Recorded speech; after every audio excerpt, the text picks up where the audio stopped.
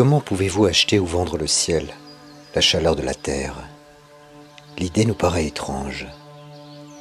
Si nous ne possédons pas la fraîcheur de l'air et le miroitement de l'eau, comment est-ce que vous pouvez les acheter? Chaque parcelle de cette terre est sacrée pour mon peuple. Chaque aiguille de pin luisante, chaque rive sableuse, chaque lambeau de brume dans les bois sombres, chaque clairière et chaque bourdonnement d'insectes est sacré dans le souvenir et l'expérience de mon peuple.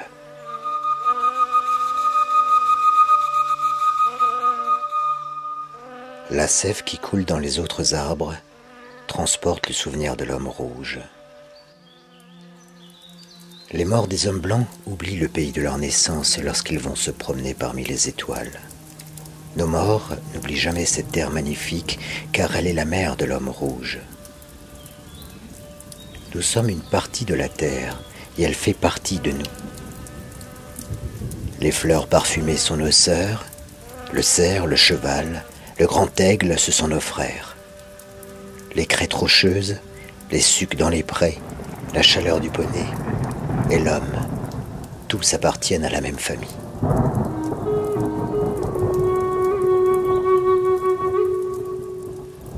Aussi, lorsque le grand chef à Washington envoie dire qu'il veut acheter notre terre, demande-t-il beaucoup de nous. Le grand chef envoie dire qu'il nous réservera un endroit de façon que nous puissions vivre confortablement entre nous. Il sera notre père, et nous serons ses enfants. Nous considérons donc votre offre d'acheter notre terre, mais ça ne sera pas facile, car cette terre nous est sacrée. Cette eau scintillante qui coule dans les ruisseaux et les rivières n'est pas seulement de l'eau, mais le sang de nos ancêtres. Si nous vous vendons notre terre, vous devez vous rappeler et l'enseigner à vos enfants que les rivières sont nos frères et les vôtres. Et vous devez désormais montrer pour les rivières la tendresse que vous montreriez pour un frère.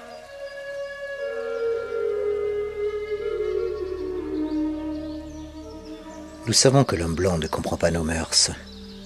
Une parcelle de terre ressemble pour lui à la suivante, car c'est un étranger qui arrive dans la nuit et prend à la terre ce dont il a besoin. La terre n'est pas son frère, mais son ennemi, et lorsqu'il l'a conquise, il va plus loin. Il abandonne la tombe de ses aïeux, et cela ne le tracasse pas. Il enlève la terre à ses enfants, et ça ne le tracasse pas. La tombe de ses aïeux et le patrimoine de ses enfants tombent dans l'oubli. Il traite sa mère la terre et son frère le ciel comme des choses à acheter, piller, vendre comme les moutons ou les perles brillantes. Son appétit dévorera la terre et ne laissera derrière lui qu'un désert.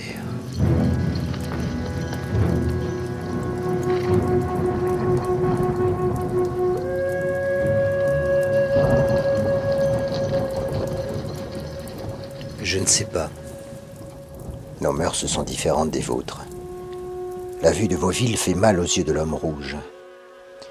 Mais peut-être est-ce parce que l'homme rouge est un sauvage et ne comprend pas. Il n'y a pas d'endroit paisible dans les villes de l'homme blanc. Pas d'endroit pour entendre les feuilles se dérouler au printemps ou le froissement des ailes d'un insecte. Mais peut-être est-ce parce que je suis un sauvage et ne comprends pas. Le vacarme me semble seulement insulter les oreilles. Et quel intérêt y a-t-il à vivre si l'homme ne peut entendre le cri solitaire de l'engoulevent ou les palabres des grenouilles autour d'un étang la nuit? Je suis un homme rouge et ne comprends pas.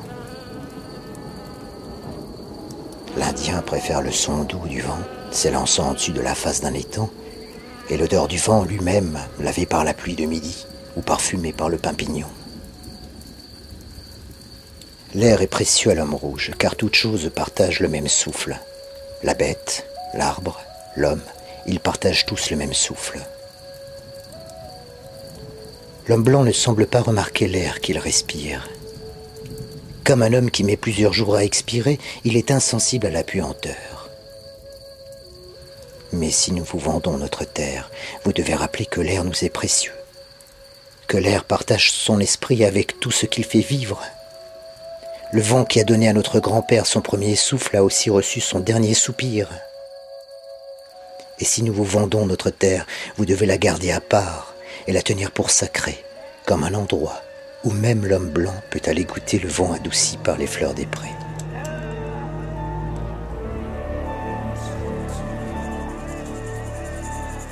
Nous considérons donc votre offre d'acheter notre terre, mais si nous décidons de l'accepter, j'y mettrai une condition. L'homme blanc devra traiter les bêtes de cette terre comme des frères. Je suis un sauvage et ne connais pas d'autre façon de vivre. J'ai vu 1 millier de bisons pourrissant sur la prairie, abandonnés par l'homme blanc qui les avait abattus d'un train qui passait. Je suis un sauvage et ne comprends pas comment le cheval de fer fumant peut être plus important que le bison que nous ne tirons que pour subsister. Qu'est-ce que l'homme sans les bêtes?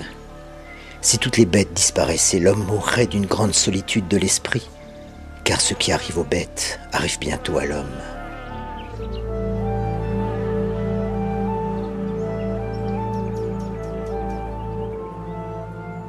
Toutes choses se tiennent. Vous devez apprendre à vos enfants que le sol qu'ils foulent est fait des cendres de nos aïeux. Pour qu'ils respectent la terre, dites à vos enfants qu'elle est enrichie par les vies de notre race. Enseignez à vos enfants ce que nous avons enseigné aux nôtres, que la terre est notre mère. Tout ce qui arrive à la terre arrive aux fils de la terre. Si les hommes crachent sur le sol, ils crachent sur eux-mêmes. Nous savons au moins ceci. La terre n'appartient pas à l'homme. L'homme appartient à la terre. Cela nous le savons. Toutes choses se tiennent comme le sang qui unit une même famille. Toutes choses se tiennent. Toutes choses se tiennent. Tout ce qui arrive à la terre arrive aux fils de la terre. Ce n'est pas l'homme qui a tissé la trame de la vie. Il en est seulement un fil. Tout ce qu'il fait à la trame, il le fait à lui-même.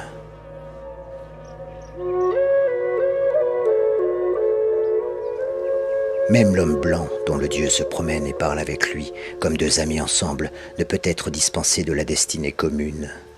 Après tout, nous sommes peut-être frères. Nous verrons bien.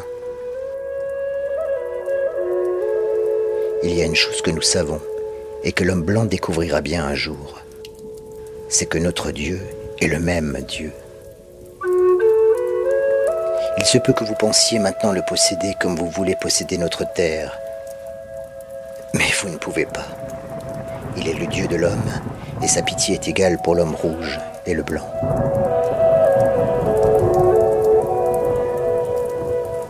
Cette terre lui est précieuse, et nuire à la terre, c'est accabler de mépris son Créateur. Les blancs aussi disparaîtront, peut-être plus tôt que les autres tribus. Mais en mourant, vous brillerez avec éclat, ardent de la force du Dieu qui vous a amené jusqu'à cette terre et qui, pour quelque dessein particulier, vous a fait dominer cette terre et l'homme rouge.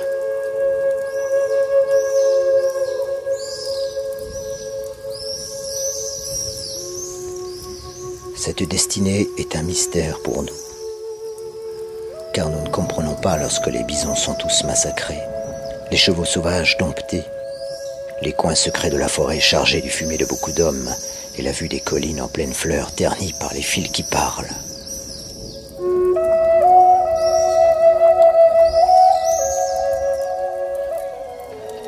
Où est le hallier? Disparu. Où est l'aigle? Disparu.